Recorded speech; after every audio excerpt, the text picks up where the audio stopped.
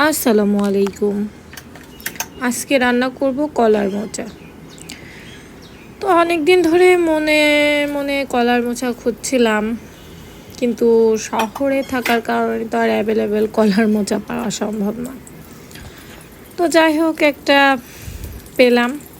তো আজকে রান্না করব, তো ভাবলাম যে আপনাদের সাথেও একটু শেয়ার করি কেমন করে রান্না করতে হয়। তো কলার মোচা খাওয়ার জন্য কিন্তু অনেক প্রসেসের ব্যাপার, সেই প্রসেসগুলো আর শেয়ার করা হয়নি, ভিডিওও করা হয়নি। তো শুধু রান্না করার ভিডিওটাই দিচ্ছি। যাই হোক, মশলাটা কষিয়ে নিচ্ছি। ভালো করে মশলাটা কিন্তু কষাতে হবে, হ্যাঁ, না হলে খেতে মজা হবে না। মশলাটা কষানোর উপর ডিপেন্ড করছে আপনার মোচা ঘন্টটা কেমন হবে। তো অনেকক্ষণ টাইম নিয়ে একটু ধীরে সুস্থে মশলাটা কষাতে হবে, তাই আর কি একটু সময় হাতে নিয়ে অবশ্যই রান্না করতে আসবেন সবাই। তো মূলত খুব একটা মন ভালো না, হ্যাঁ, তো আমার আসলে কিছু কিছু প্রশ্ন মাথায় করে ঘুরপাক খায়, মানে খাচ্ছে আর কি। আচ্ছা, মানুষের মধ্যে এত লোভ কেন?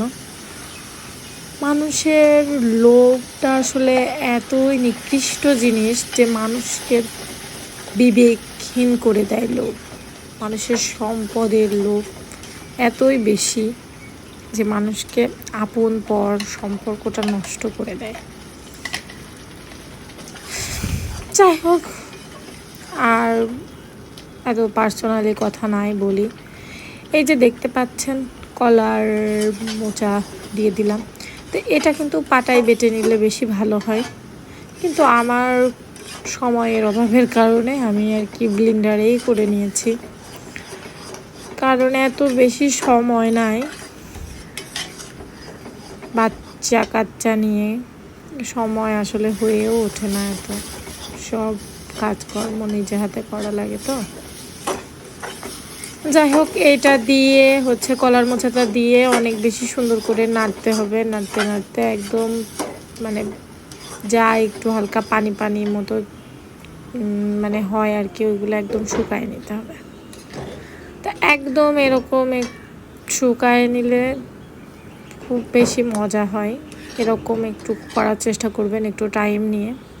আমি গরম ভাত নিয়েছি, গরম গরম এখন খেয়ে নেব। খেতে অনেক বেশি মন চেয়েছিল, যাই হোক খেতে পেরেছি, আলহামদুলিল্লাহ।